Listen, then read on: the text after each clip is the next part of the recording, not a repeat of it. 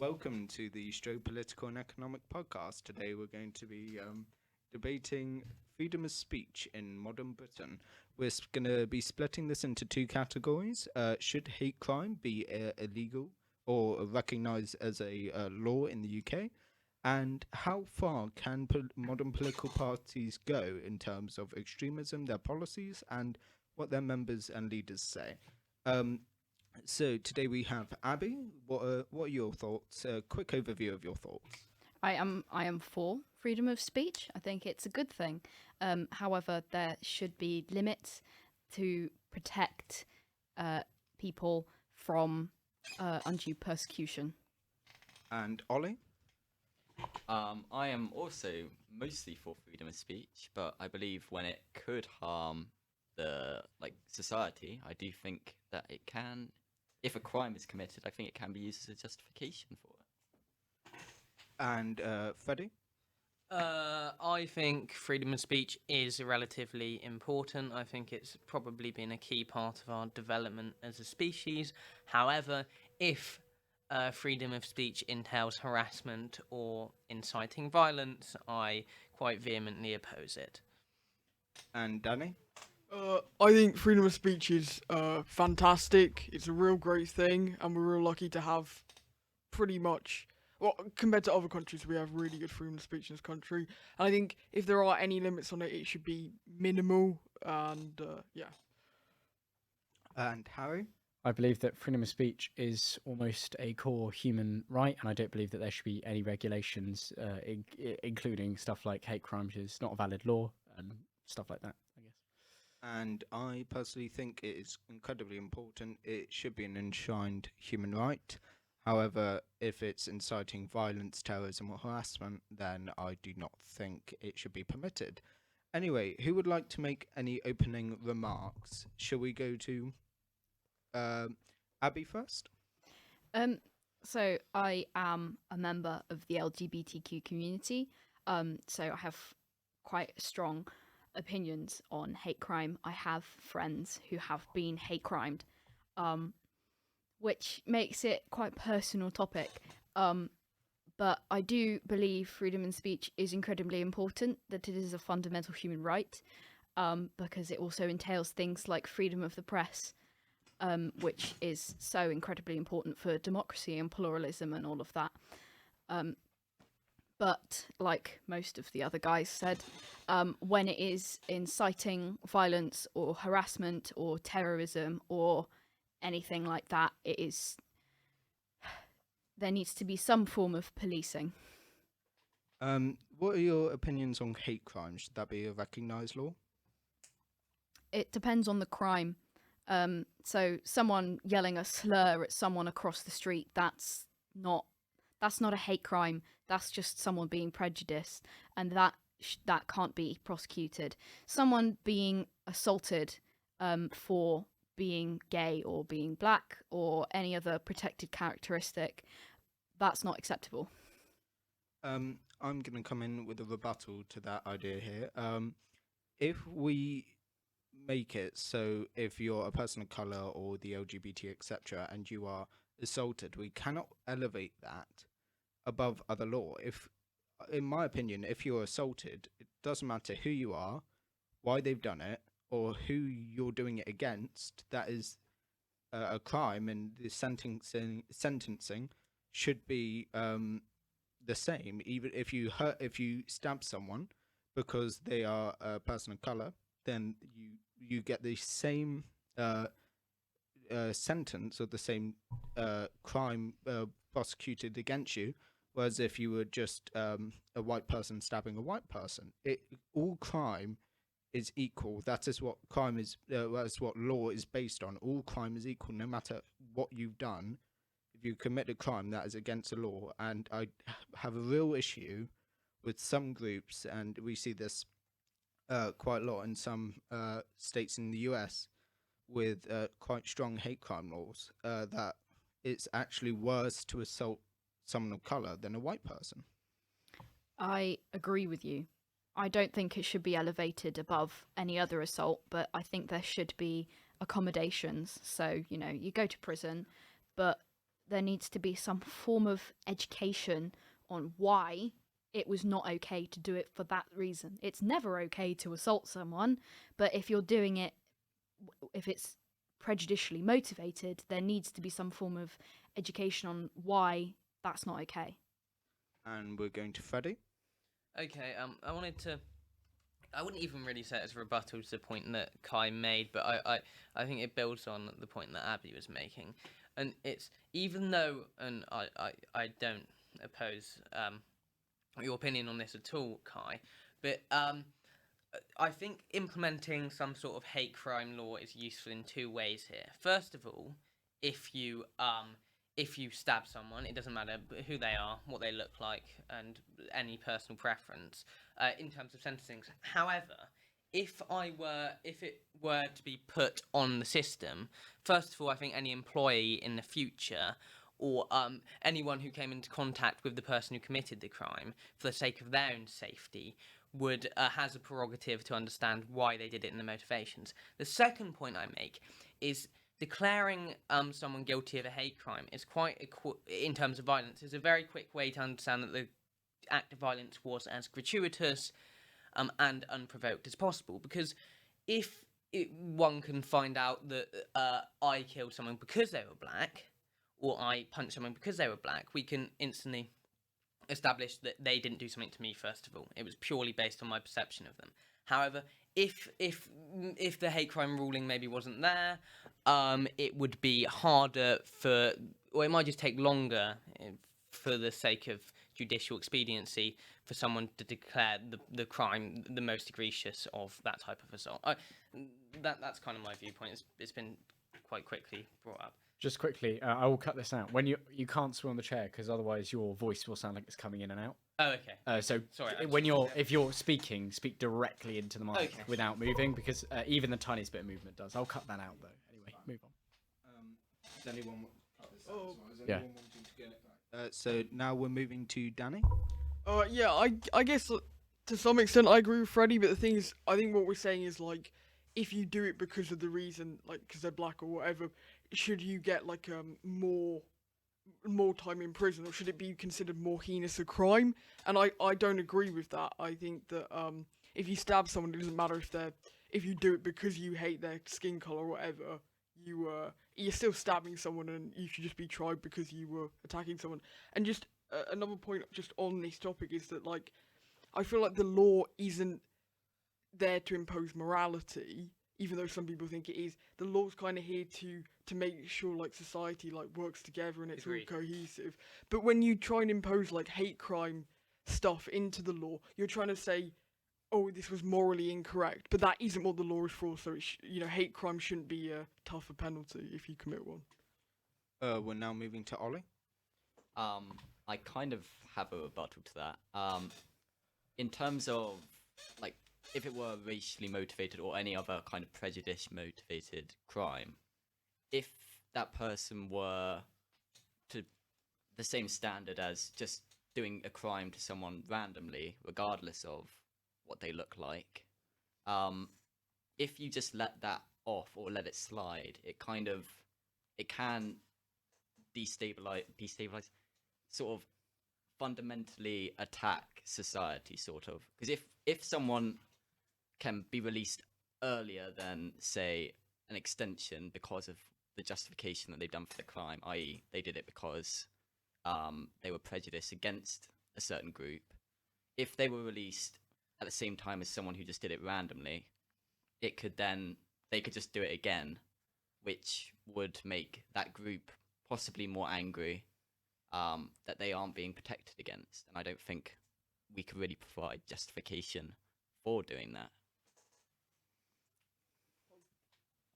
We're going back to Danny. Yeah, just a quick rebuttal to that. It doesn't really make much sense because, like, no matter what the crime, if the person is released back into society again and they haven't been, like, educated or whatever, they will just commit it again. Well, there's always a chance they'll commit it again. So that just applies to all crimes. It's not, like, specifically because it's a hate crime that they'll be any more dangerous than other criminals.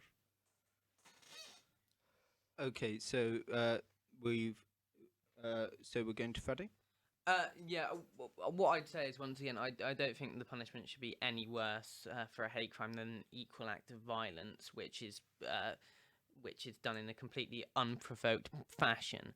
However, I think the most important role of the criminal justice system, in tandem with punishment, is to rehabilitate.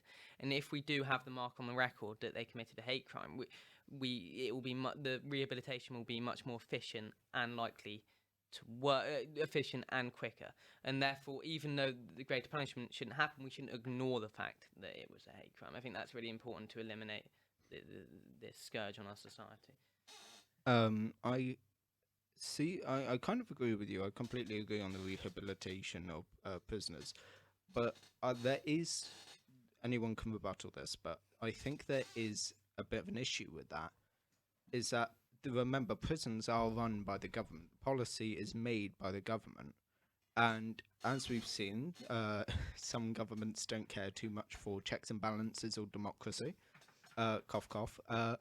But I think a interesting thing is that if we start allowing a government institution to start not only revising our thoughts but force changing them in return for a shorter prison sentence, where does that end? I mean, I'm not a huge fan of the slippery slope argument, but just for the sake of argument, when do we get to the point where these prisons have policies implementing what the government wants people to be rehabilitated into? Maybe it gets people, it rehabilitates them into a certain way of thinking other than what the hate crime was committed for. Any rebuttals?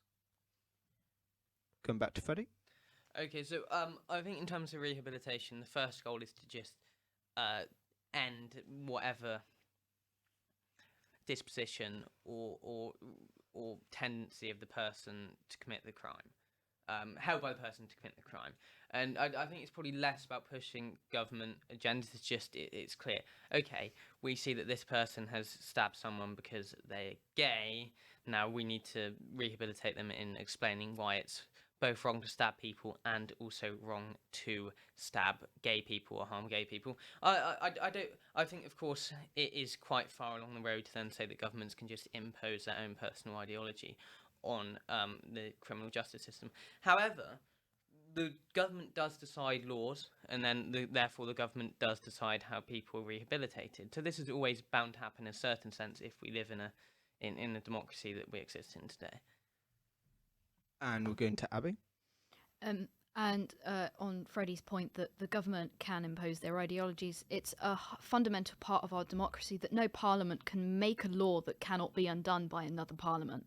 So it is, even if the government were to do that, there's an election every 5 years, you could just vote them out and have the next parliament reverse it. Going to Ollie. I guess counterpoint to that would be even if it is 5 years, that is still 5 years in a prison, which can last or feel like a long time, especially to people not in prison, but even longer, I would say, for prison. And quick thing, the issue with that is prisoners still don't have suffrage, so it would be quite difficult for anyone outside of prison to know what's going on, because no one really reads every law. And I'm pretty sure it's ex-prisoners as well who can't vote. They can here, they can't in America. Yeah. So I think it would be quite a dangerous slippery slope. And we're going to Danny. Oh yeah, sorry. Well, it was just a quick expansion on that kind of thing. It's just that like people in this country kind of, I feel, lose their heads over like crime and punishment, so to speak. Like people really don't give a shit about prisoners. It partly because we're not allowed to swear. Sorry about that. Yeah. But people don't care about prisoners in this country, and partly because also they don't have the vote, so they can't really make their voices heard. So even if a government did put in some kind of action to like, I don't know, force their views on prisoners through rehabilitation, I don't think another party would come in and undo that necessarily. So now we're going to move on to another point. So Harry, you're on one of the quite far ends of this. You think there should absolutely be no limit of freedom of speech. Do you want to explain why you think that? I believe that freedom of speech. Well, first of all, I would say that some of the things, obviously, I think one of the key choices in human existence and like to be here is to the right to choose and the right to be able to say how you feel. And I would say that's thing, especially on stuff like hate speech laws. It seems to get very muddy and confused. And there are a lot of cases of hate speech laws being, people, how do I say, reporting hate crimes which really maybe aren't. And furthermore, I think that there are already laws preventing a lot of these things, such as we said, about like if you stab someone, there's already a law preventing if you stab someone, and there can be other ways. I don't think we have to have one big law that is hate speech. I think we can use this in various situations. I think some people say, well, there shouldn't be any freedom of speech because of all of these different niche scenarios, but all of these different niche scenarios can have things preventing them. We don't need to have one big overlying rule. That means that I can basically claim hate speech whenever I feel, if I can justify it enough and if I have like good lawyers, I guess. But I don't know. And we're going to Ollie. I'm just curious. In terms of harassment, obviously that is currently a crime. If someone were to verbally harass someone, would you consider that harassment? I would say there are. Again, I would say there could already be rules in place to prevent people from harassing people, because harassing people is still a way of bothering people. I think there's a difference between occasionally sort of saying, well, I don't agree with your, or I believe this very radical thing and I really don't like what you're saying, this is ridiculous, and I'm going to chase you down the road screaming. It's like there is this difference, and I think a lot of the time we can make different rules instead of having such things that are so black and white and complex.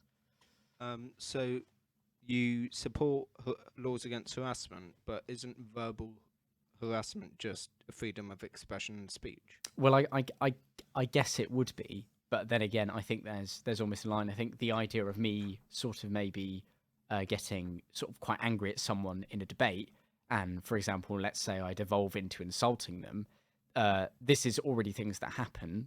People already insult people less on a racial basis and just insult them. But I feel that, how do I say that?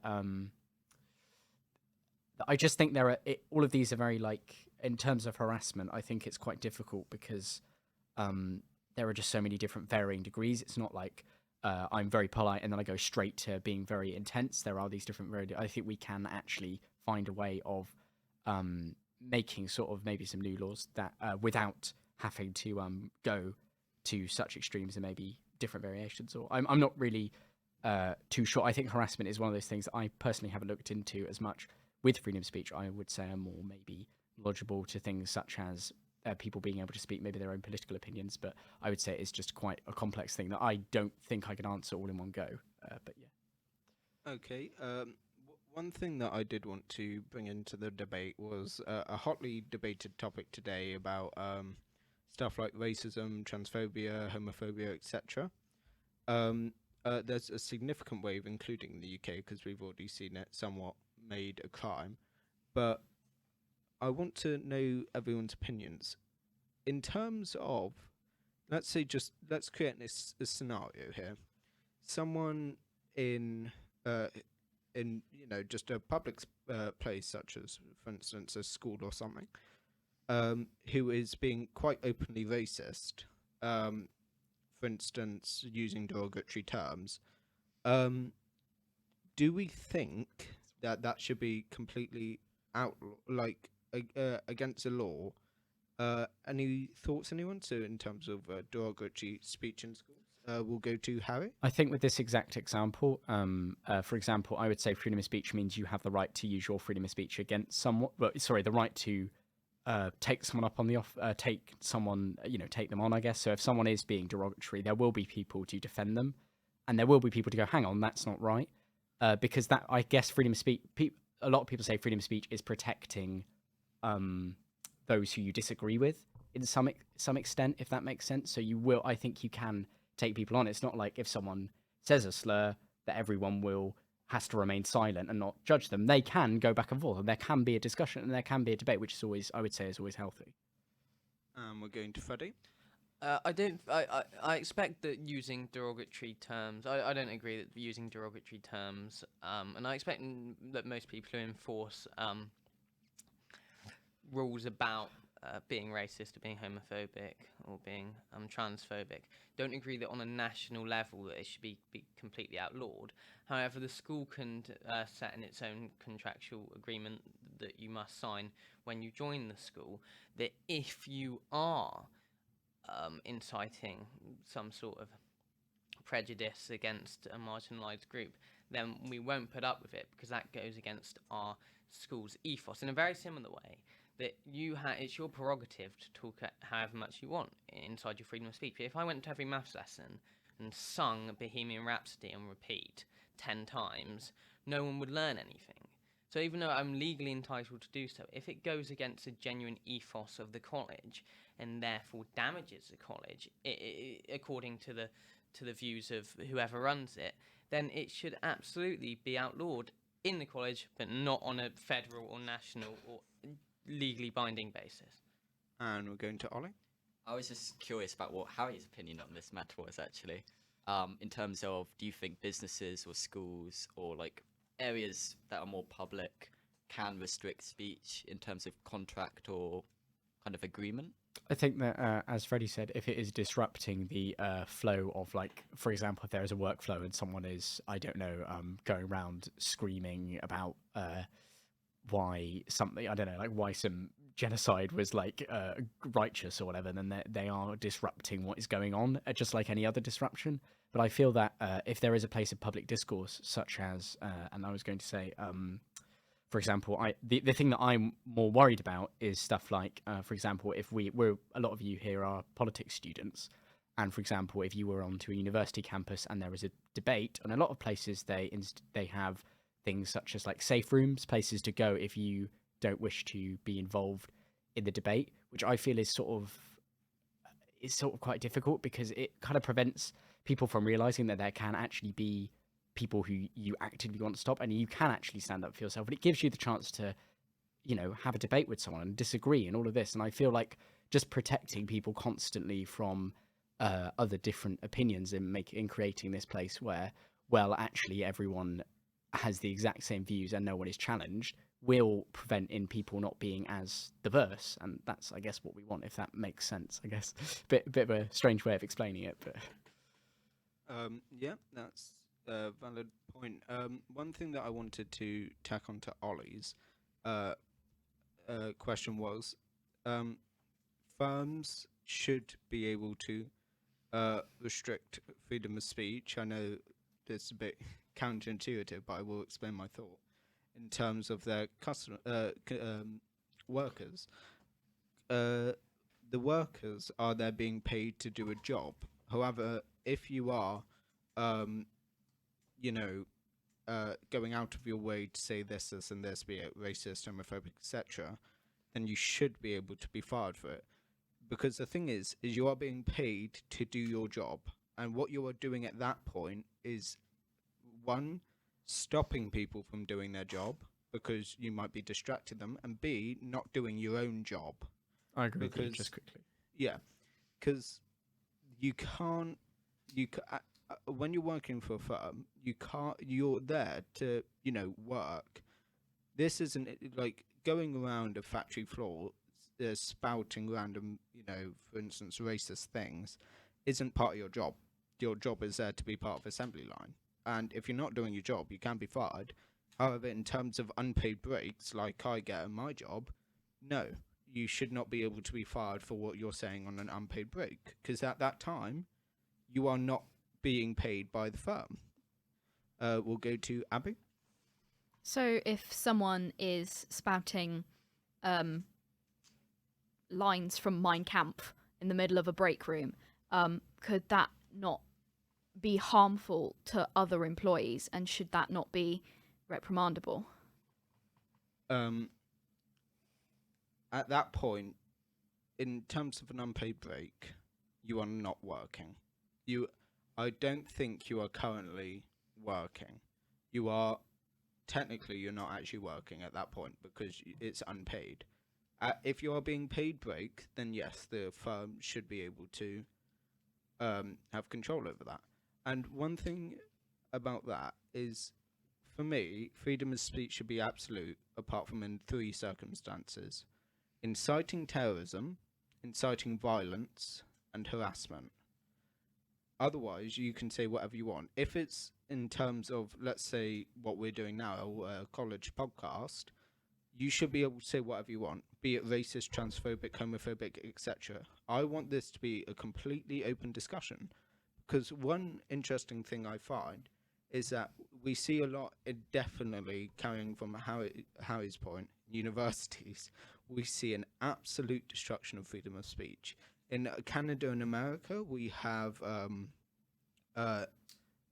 students going into university lectures. For instance, we see with John Peterson and what's his name? Not Ben Shapiro. Not saying that I agree with them.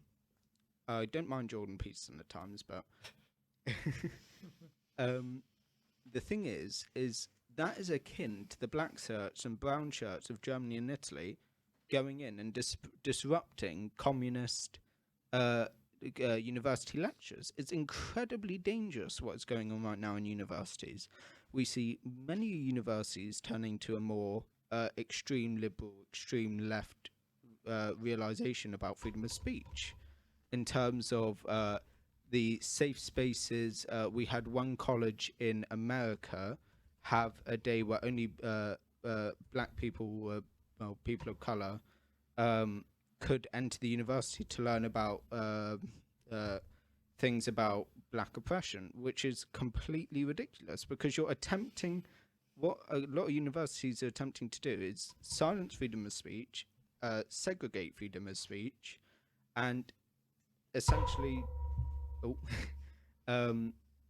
and generally disrupt the freedom of thought.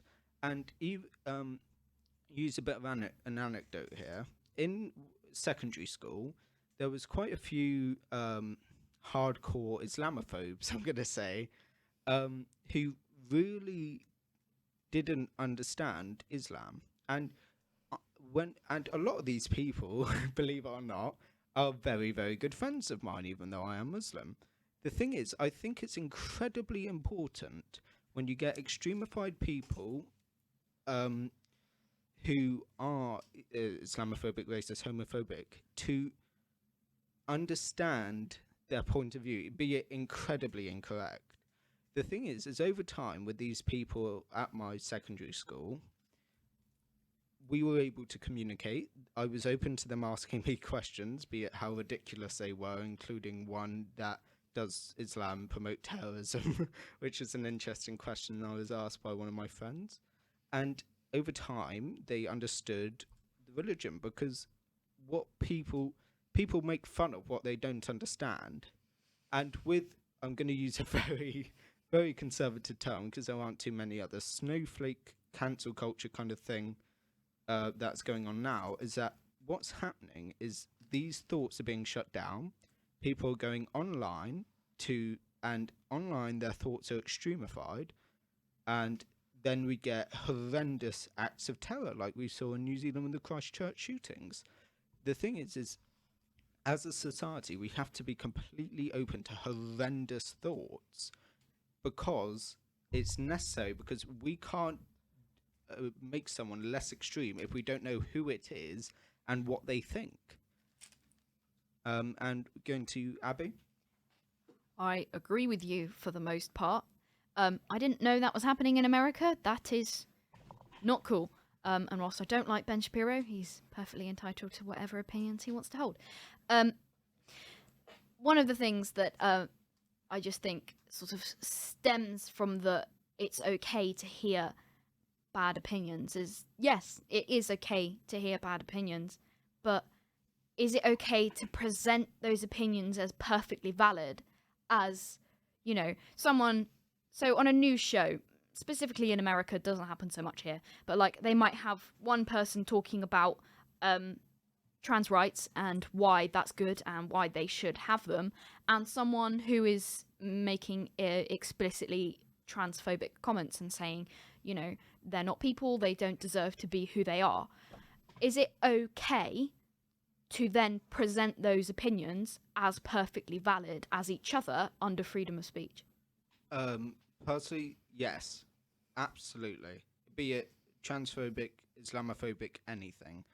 Because I know it sounds a bit counterintuitive, but for these people to actually learn, they need to be able to present their thoughts.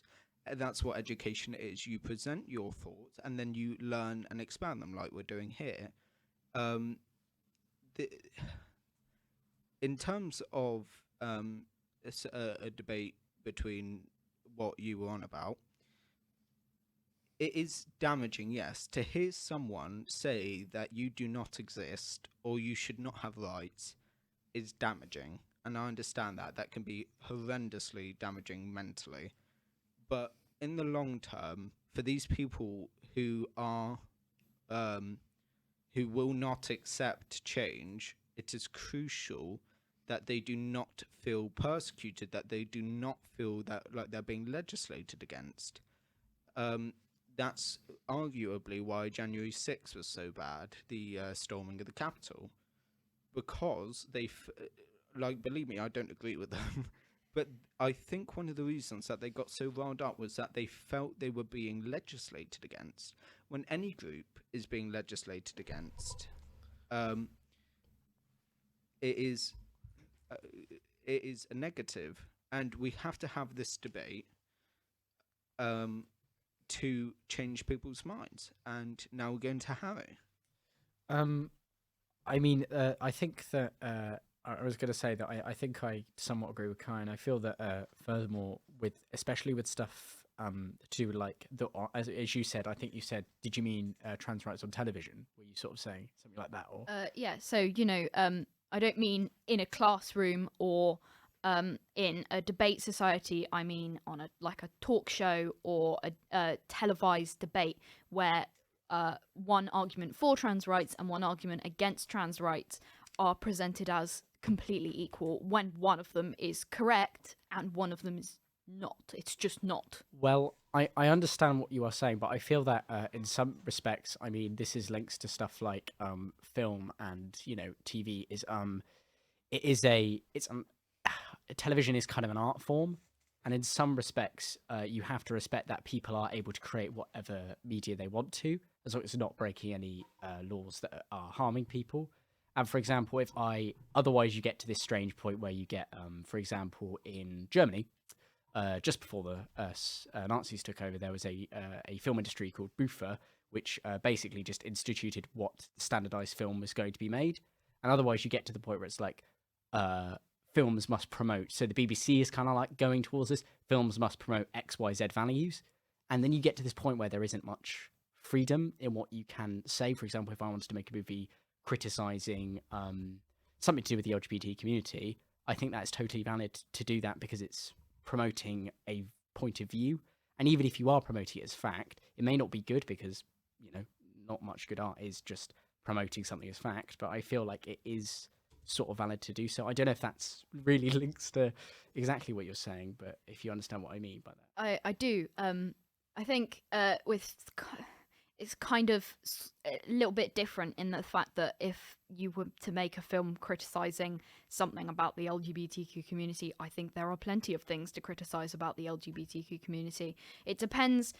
It's different when you are criticizing something and when you are saying something is wrong, unnatural, an abomination, doesn't exist. Those are separate things. Well, just quickly, I do believe in that way that I didn't mean I did mean if you want to, for example, berate the LGBT community and paint them as ridiculous, silly, or whatever, or like a bunch of maniacs, I would say that is within your right of art to create that narrative. It's not necessarily a good narrative, it's just a narrative that I believe you should be able to create. We're going to wrap up this topic in a second, so we are running a bit long on time. We're going to go to Freddy, then we're going to go to another topic. Okay, so I apologise, Danny, if you want to slip anything in that's similar to my nod or whatever. But 2 points raised just interest me, and both of these points are about truth. If you commit some sort of hate crime and it entails defamation of character, it's absolutely your legal right to then sue them.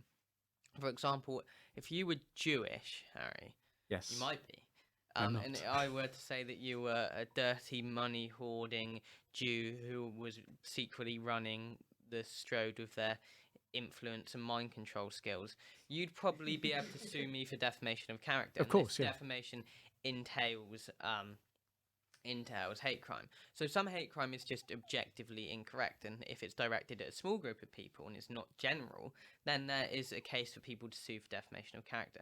Furthermore, Khai brought up the point about the people being legislated against who thought that they were being treated in an unfair and egregious fashion. However, this is just a matter of life. If you are, if you lose a court case, or if you lose an election, I think it's only an idiot who rises up in protest and says that fundamentally my loss didn't happen and the cards were stuck against me.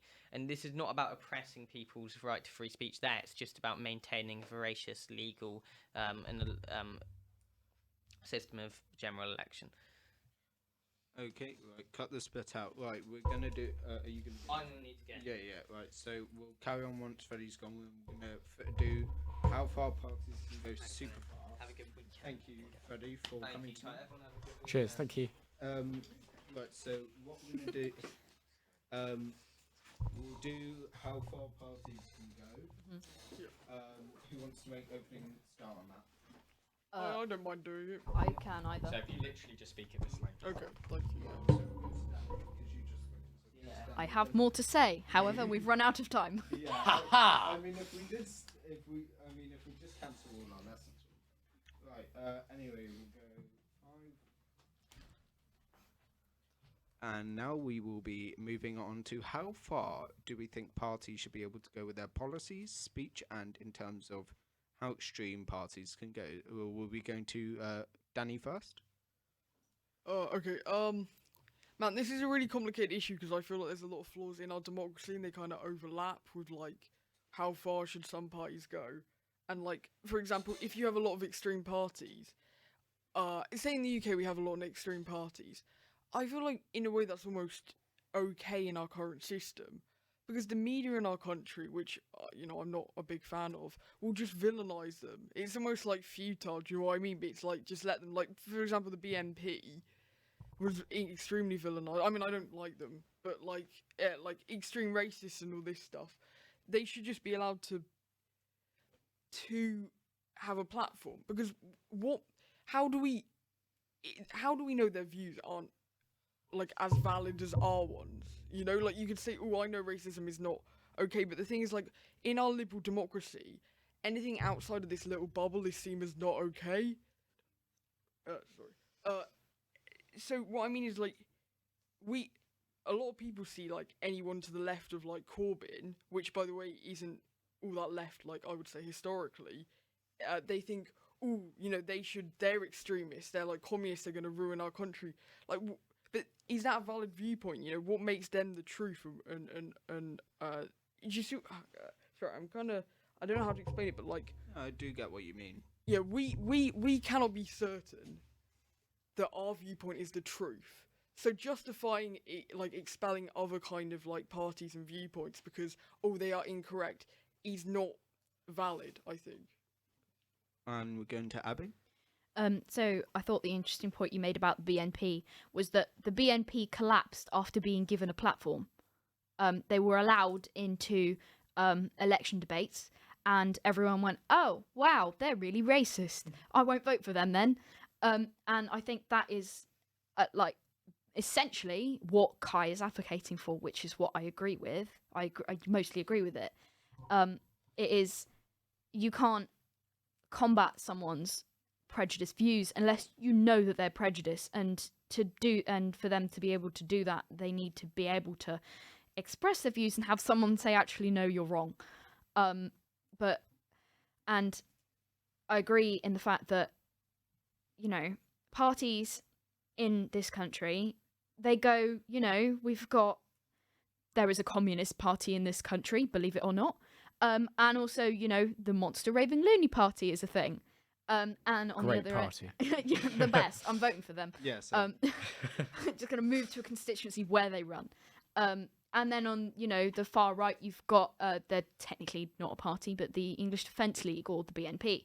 And they're perfectly valid political parties because the law says they are, because they've registered as a political party, which is something that anyone could do. I could go to Parliament right now and make a political party.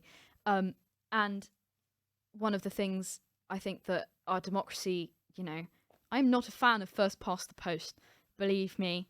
But one of the good things about it is that it does keep extremist parties out of government. So on the how far should parties be able to go, they can go as far as they like. It just means they won't get elected. I mean, I completely agree with you. I mean, unlike you, and I'm going to give you a heart attack. I love first past the post. 10 out of 10, cracking. What we see in Sweden, primarily, this happened in quite a few countries, but Sweden is the best example. You have a proportional system, and you have the allowance of extremist parties. And what's happening right now is why I love first past the post is because I despise coalitions. In most circumstances, I don't mind the German one, but the thing is what's happening in Sweden is that they're so unrelenting in what they want. They cannot form a coalition. The centre and the centre right and the centre left cannot form a coalition. I think it's mainly over how housing is working in Sweden at the moment. But the thing is what's happening is they fail to make a coalition. The right-wing extremist party, who hates immigrants, big surprise there, they then gain support because they are on a platform that we need strong government. And then because they gain support, it makes it harder for the coalition to form, which makes them get more support, which makes it harder for the coalition to form, and it just spirals, which is why I think first past the post is got to be one of the best electoral systems, because you allow everyone, all parties, to vote. Well, realistically, the Overton window, which is what is seen as acceptable, remains the same. However, what we get in Sweden is we get a proportional system where the Overton window is extreme right wing is fine. I disagree with you, and that is okay. Because freedom of speech. Yep, and we're going to Ollie. Just a counterpoint on the electoral system sort of thing. I would disagree that proportional systems give power to these groups, because under a proportional system, you need a majority of the population support, essentially, which a very extreme party is unlikely to get. Like the Nazi Party never even got, I believe didn't even get 40%. I'm pretty sure it's around a third by the time they had got into power. Exactly. So the only way they would get into power would be through a coalition, which, if they were part of a coalition, would be with more moderate parties. So even if they do espouse quite extreme ideals, it's unlikely that if they ever did get into government, they would ever be able to do it, essentially. Quick thing on that is, I like the parties have refused to enter into a coalition with a far right party, but the thing is, it's just going to keep spiraling. At what point is that extreme right party? It's gone from, I think, 7 to 14 in the past 2 elections, which I believe one of them was called early. I'm not entirely sure. I'm not great on Swedish politics, sadly. The thing is when they start reaching the 20s and 30s, when are they going to be able to form a minority government? Even if they don't get anything through, that can play quite easily into their hands in terms of being able to say, look, they're stopping us getting stuff through, vote for us and we'll actually do something. Because this is a fatal flaw of proportional system. It's coalitions are very hard to form and very difficult to maintain. We see that in the Netherlands, we see that in Belgium, which took well over 600 days to form a government. Anyway, back to Ollie. I was just going to make a counterpoint to the first past the post system, actually. For instance, with the Conservative Party in this country, this might be quite a hot take, but I would argue that they've shifted more to the right than previously under David Cameron, for instance. And their vote share has not decreased, but actually increased because of it. So, because first past the post ingrains a sort of two-party system, if the party shifts slightly, it's not really going to affect the party's chances because people are so ingrained to vote one way or the other. You either have to vote for the dreaded Labour Party or the fascist Conservatives. So Khai just mouthed, "I love David Cameron," but David Cameron was in a coalition, so I think someone might actually be a hypocrite. So I got you there. I guess I've been wrecked. No, but I do love Cameron. Anyway, we'll go to Danny. Yeah, sorry, this is getting a bit off topic, this conversation, because now we're going to electoral systems, but I agree with Ollie's point that, like, sorry.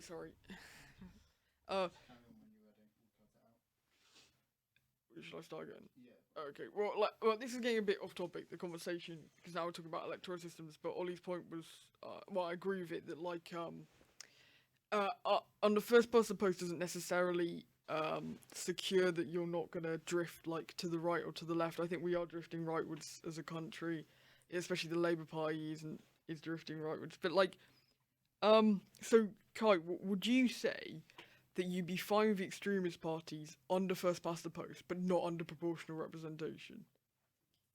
Arguably, yes. They're obviously, no, I don't think the Conservatives is going to become a fascist party, and I don't think the Labour's going to become a communist party, because I don't really think our Overton window extends that far. What I do think is one of the issues with first past the post is people generationally vote.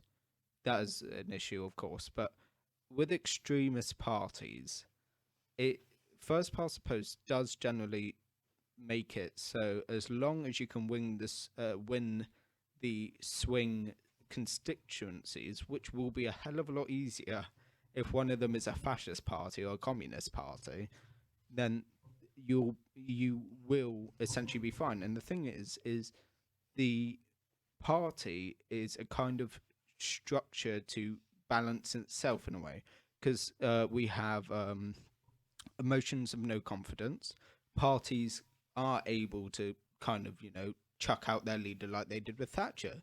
Thatcher started drifting further right in her later years of premiership, and the party ousted her. Not because she moved further right, but because her policy on Scottish taxation or something. Poll tax. Poll tax, that's it. Ruined her, but that's quite a right-leaning policy was poll tax. So I think that the first past the post protects itself from extremism in terms of parties and constituency power, because you can kind of limit where those extremists are. Because if you're an extreme right in a Labour constituency, you're annulled. Your vote is annulled because you're an extremist in a Labour constituency. But in Sweden, every extremist votes count, and we can do an entire podcast on proportional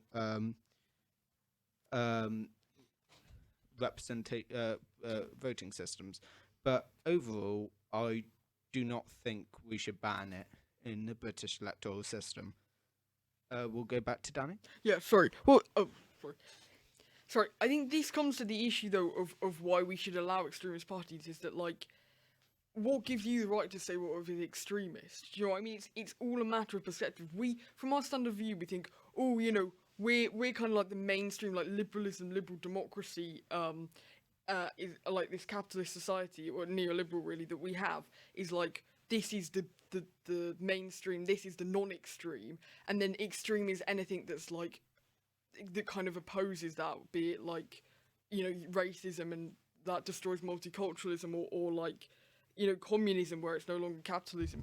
But like why extremist parties should be allowed is because like you it's just a matter of perspective. To me, I think we live in an extremist society because we're literally causing our own destruction through capitalism via global warming. To me, that is extreme. So I think, extremist parties should be allowed, and it's a matter of perspective. So it kind of, Okay, so we'll go to Ollie. I guess my point, I'm kind of playing devil's advocate here, but my point for banning extremist parties would be if the party is suggesting that right to have an opposite opinion to them or to overturn democracy, if they support that, then, and if they win under democracy, they could undo it all, and then they could be trapped in power. So surely that's a threat to democracy. I mean, personally, the only point where it should be, well, actually, I didn't make my point too clear because I didn't even mention it. The only point where a party should, or specifically its leader, should be barred from Parliament is when they promote the dissolution of the British Constitution, unless they're putting in a new one, or the dissolution of British democracy. That's it, because I love democracy, 10 out of 10. We need to protect it, but... Winston Churchill disagrees with you. Yeah, I agree with Churchill. Democracy is a terrible form of government, but it's the only one that works. So we do need to protect that. Anyway, we'll move to Harry. Well, I feel kind of hypocritical here because I can't really talk on. I don't really agree in representative, the democracy that we have. But I would say that in some extent, I believe that parties should be able to go to some extent of extreme, because obviously that is how, if you have everyone that is very similar, it's obviously for voters, they want to have someone who can actually stand out, because at the end of the day, the person who makes the choice is the voter. And I feel that sometimes parties are, there is this sort of thing of, okay, we shouldn't be able to make a difference because of who, how do I say, who you are. So, for example, if I'm the average voter and everyone is very, very similar, but with a tiny little distinction, for the average voter, that's going to be very, very confusing for them, because obviously not the average voter isn't an ideologue. They're someone who just wants to vote for something that makes sense to them. And a lot of the time, I feel that people are polarized because of such giant words, that we have to learn in order to enter politics. Stuff like, I don't think the average person knows what neoliberalism is, or, classical conservatism is, or what the difference is. And I feel that sometimes people should be able to maybe act more extreme in terms to understand, for the public to understand them, instead of having such minute, small terms that when you're watching, and thinking, who am I going to vote for? When everyone's so similar with tiny, minute differences that you don't understand, it can be very difficult for a voter to understand. And we'll go to Abby, and then I think we'll be done for this podcast. So this is both a criticism of first past the post and a bouncing off of Harry's point, in that first past the post, because of the promotion of a two-party system, eventually, almost inevitably, leads to ideological convergence. So in a 2010 election, Ed Miliband versus David Cameron, loads of people didn't vote just because no one could tell what the difference between them was. And that's a valid point by Harry, that we need to be able to have established different parties that are, understandably different without having an in-depth knowledge of politics, in order to have a healthy democracy. And that is and here comes the criticism of first past the post, which is unable to be achieved under that specific electoral system because it so strongly promotes a two-party system. I'll be 5 seconds, but with freedom of speech in the US, we have two very different parties. And I think because we don't have freedom of speech, we haven't got that divergence.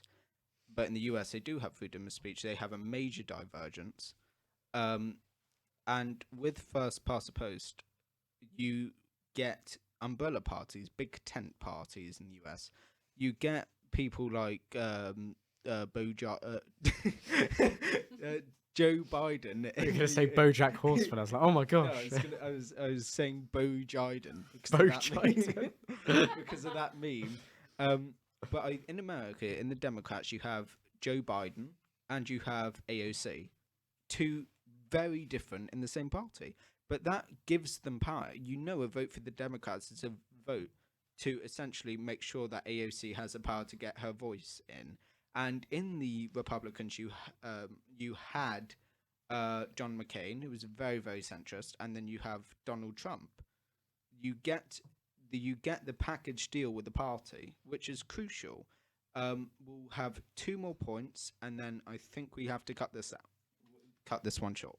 Mine is very short. I was just going to say that a point on speech more than maybe free speech, but I feel that, especially in our day's political world, especially in the UK, and I would just say for most countries, there seems to be such difficult ways to get to understand politics that I feel a long time ago there was this, not a long time ago, but 40, maybe 60 years ago, there were these easy ways to understand to vote for a party, but now there doesn't seem to be. Almost you want the average person, language, political language to be universal to everyone and not just be niche to just people who understand lingo. And I feel like that's what the system we're kind of moving towards is such hyper specific, crazy words that some people may not be able to understand. And we'll go to Ollie, and then we're done. I think this is more a point on Khai's point, but I think that, as you said, you're voting for both Joe Biden and AOC. I think that's actually kind of harmful to the voter and the electorate because you don't know who you're voting for, really. Who are you putting into power? The moderate or the left wing of the party? Now, unless you're like really good at US politics, you're probably not going to know who's got more influence.